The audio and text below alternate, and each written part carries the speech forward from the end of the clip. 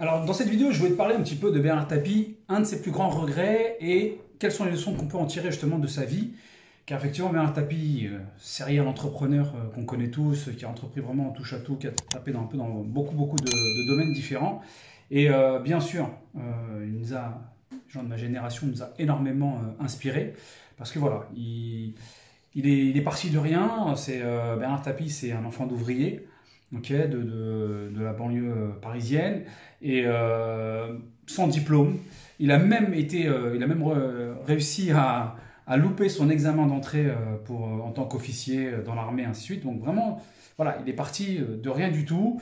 Puis après, il a essayé un petit peu d'entreprendre avec pas mal d'échecs au début, tu vois, il a lancé pas mal de boîtes dans différents domaines qui ont duré voilà, 2 ans, 3 ans, et après il fermait les boîtes, ça, il n'arrivait pas à décoller. Du coup, tu vois, c'était pas gagné du tout d'avance. Tu vois, il avait pas les choses qui, voilà, tout était facilité, un héritage ou une éducation qui faisait que il est vraiment parti de rien du tout. Et puis après, il s'est spécialisé dans un truc, c'était qu'il rachetait des boîtes et pour un franc symbolique, c'était en franc à l'époque. C'est des boîtes qui étaient en liquidation judiciaire, qui étaient en faillite, au bord voilà, de fermer complètement. Lui, il les rachetait, il les développait, il retirait ce qu'il avait retiré, il boostait là où voilà, il y avait un potentiel à développer. Et ensuite, il revendait ça à centaines de millions de francs. Donc, on a fait comme ça plusieurs boîtes. Et l'une des plus grosses boîtes qu'il a faites, c'est Adidas, que l'on connaît tous. Et bien, il faut savoir que Adidas, à un moment, je ne sais plus à quelle période, probablement autour des années 80, commençait à, voilà, à perdre du souffle, était en bord de la faillite. C'était une société allemande. Il y avait Nike et Reebok et d'autres marques qui avaient vraiment accéléré, qui étaient plus tendance, qui étaient plus voilà, modernes comme marque. Et notamment, ils produisaient en Allemagne, ça leur coûtait trop cher. Tapi a racheté Adidas, a restructuré la boîte avec une délocalisation au niveau de la production, ainsi de suite. Enfin bref, il a bien boosté le truc et ça a pris de la valeur qu'il a revendu. Et d'ailleurs, ça va lui apporter pas mal de problèmes avec le Crédit Lyonnais et toute une affaire qui va lui poursuivre jusqu'à la fin de sa vie. Ce que j'ai apprécié, tu l'as compris dans son parcours, voilà, qui est extrêmement intéressant, ce que l'on va retenir dans un premier temps, c'est ce parcours de, voilà, je démarre de rien du tout, je suis combatif, je lâche pas, j'ai plein de difficultés, j'ai pas forcément des avantages par rapport à d'autres, mais je vais pas lâcher, je vais foncer, je vais échouer, je vais recommencer, ainsi de suite. C'est vraiment le Trump à la française, Bernard Tapie, parce que justement, en plus, par la suite, il va touché, comme je disais, un petit peu à tout. La politique, il a fait de la chanson, du théâtre, du sport, bien sûr, comme on sait tous. Il a racheté le club de Marseille, il était donc le président, il a fait finir des joueurs, ils ont gagné la Ligue des Champions. Ok, il y a pas mal de controverses, que ce soit dans ces différents domaines, sport, business, autres. C'est vrai que voilà, il était tellement déterminé et ambitieux que parfois bah, il a utilisé des méthodes un petit peu borderline, c'est vrai, mais tout ça pour dire que il est parti de rien du tout et il a réussi en touchant différents domaines à atteindre beaucoup de ses objectifs. Maintenant, quel a été l'un de ses plus grands regrets dont il parle dans ces dernières années? C'est qu'en fait, et ça il faut bien le garder en tête, si tu veux, quand tu as un objectif t'es que dans un rapport matériel, d'enchaîner, d'avoir un maximum de biens, de courir un peu après, après tout ça finalement, après tous ces biens matériels, toutes ces choses qui ne sont voilà, que de l'argent, des produits, des biens, ben, ça va avec des problèmes.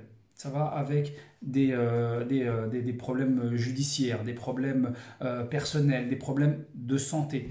Et effectivement, comme tu le sais, voilà, il a eu plusieurs cancers, dont un cancer de l'estomac. Et c'est là où il disait dans une de ses vidéos, il disait voilà, le médecin lui a expliqué le cancer d'estomac parce que lui disait, tu vois l'expression ne te fais pas de bile, bah, ça vient de là.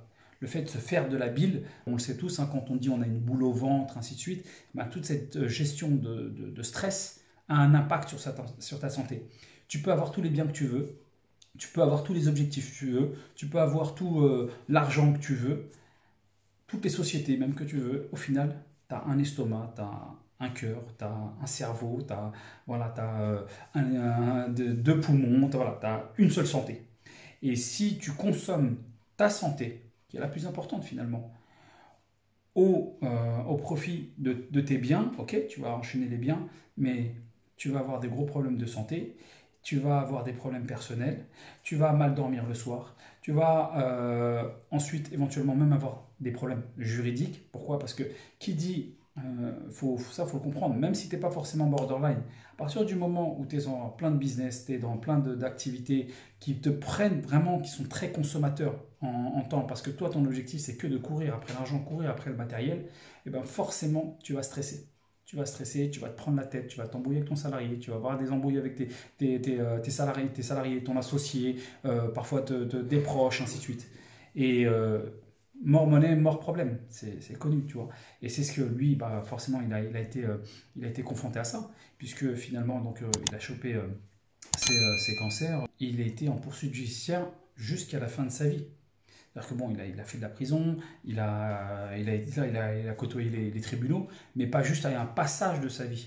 Ça a été jusqu'à la fin. Jusqu'à la fin, il était encore dans les tribunaux et à un moment, même vers la fin, parfois il ne pouvait pas assister dû à ses problèmes de santé.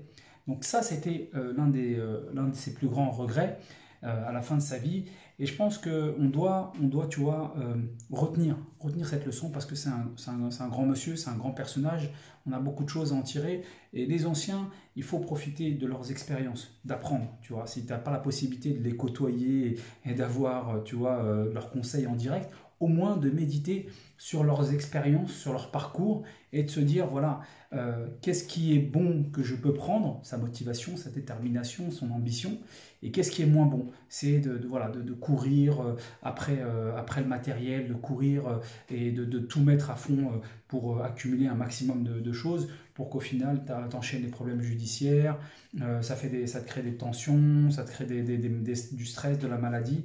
Voilà. Donc c'est ce que je voulais un petit peu te partager, cette réflexion au travers de la vie de ce grand monsieur Bernard Tapie, paix à son âme, grand salut à toute sa famille et toutes nos condoléances bien sûr. Mais voilà, c'était un personnage qui nous a beaucoup inspiré, donc je voulais te partager cette réflexion. À bientôt, si tu as kiffé, n'oublie pas de liker. Bisous, kiff, ciao ciao.